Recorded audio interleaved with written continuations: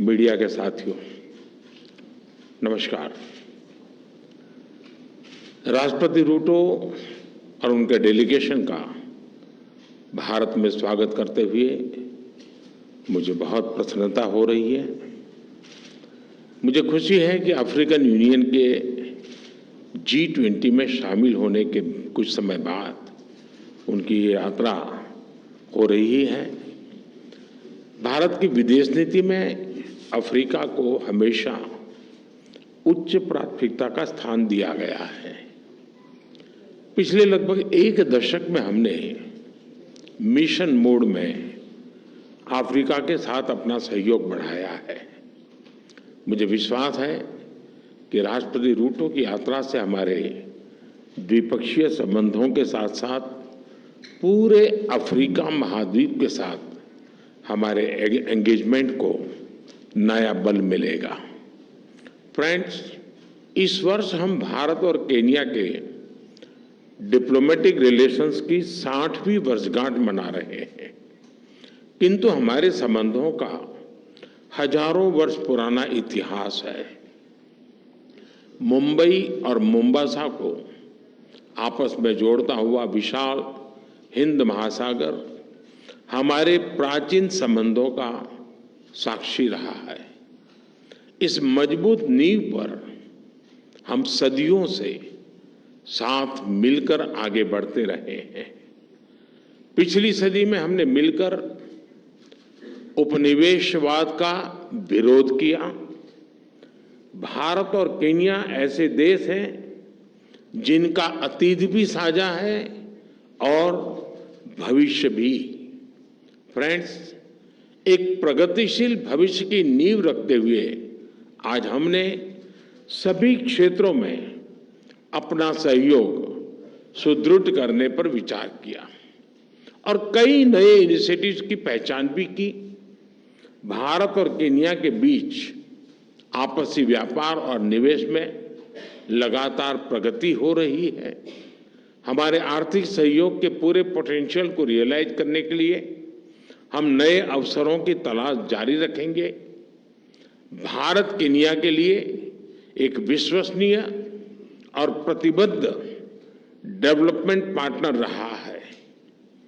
आईटेक तथा ICCR scholarship के माध्यम से भारत के केन्या के लोगों की स्किल डेवलपमेंट और कैपेसिटी बिल्डिंग में महत्वपूर्ण योगदान दिया है। दो कृषि प्रधान अर्थव्यवस्थाओं के रूप में हमने अपने अनुभव साझा करने पर सहमति जताई। केन्या के कृषि क्षेत्र का आधुनिकीकरण करने के लिए हमने $250 मिलियन की लाइन ऑफ क्रेडिट प्रदान करने का भी निर्णय लिया है। आधुनिक समय की जरूरतों के अनुसार हम टेक्नोलॉजी और इनोवेशन में अपना सहयोग बढ़ा रहे हैं। डिजिटल पब्लिक इंफ्रास्ट्रक्चर में भारत की उपलब्धियों को केन्या के साथ साझा करने के लिए हम पूरी तरह से तैयार हैं। इस महत्वपूर्ण विषय पर आज किए जा रहे समझौते से हमारे प्रयासों को बल मिलेगा। क्लीन एनर्जी दोनों ही देशों की मुख्य प्राथमिकता है। केन्या द्वारा लिया गया अफ्रीका क्लाइमेट समिट का इनिशिएटिव एक बहुत ही सराहनीय कदम है। यह राष्ट्रपति रूटो की भी सभी वैश्विक चुनौतियों का एकजुट होकर सामना करने की प्रतिबद्धता को दर्शाता है। मुझे खुशी है कि केन्या के ने ग्लोबल बायोफ्यूल अलायंस और इंटरनेशनल सोलर अलायंस से जुड़ने का निर्णय लिया है।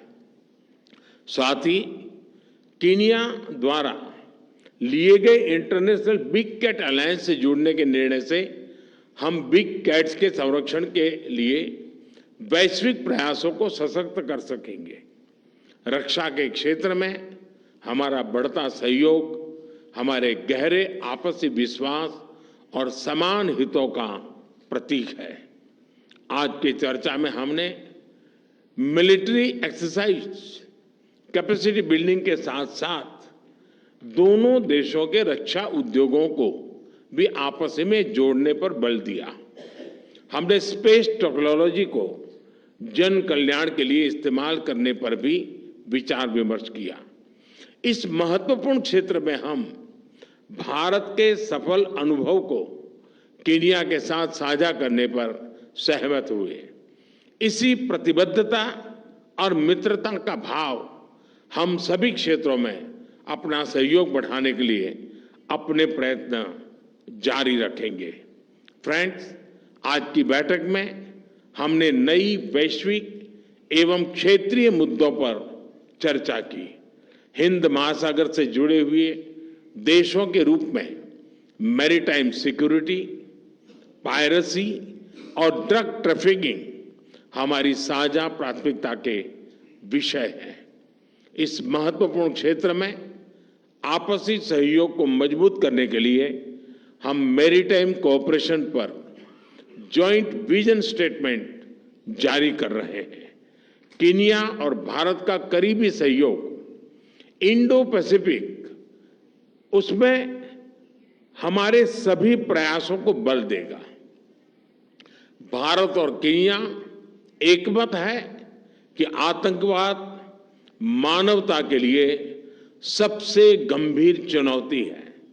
इस संबंध में हमने काउंटर टेररिज्म के क्षेत्र में आपसी सहयोग को बढ़ाने का निर्णय लिया है। फ्रेंड्स, केन्या को अपना दूसरा घर मानने वाले लगभग 80,000 भारतीय मूल के लोग हमारे संबंधों की सबसे बड़ी ताकत है। उनकी देखरेख के लिए केन्या से मिल रहे सहयोग के लिए मैं राष्ट्रपति रूटो का व्यक्तिगत रूप से आभार व्यक्त करता हूं। आज किए जा रहे कल्चरल एक्सचेंज एग्रीमेंट से हमारी आपसी नजदीकियां और बढ़ेगी।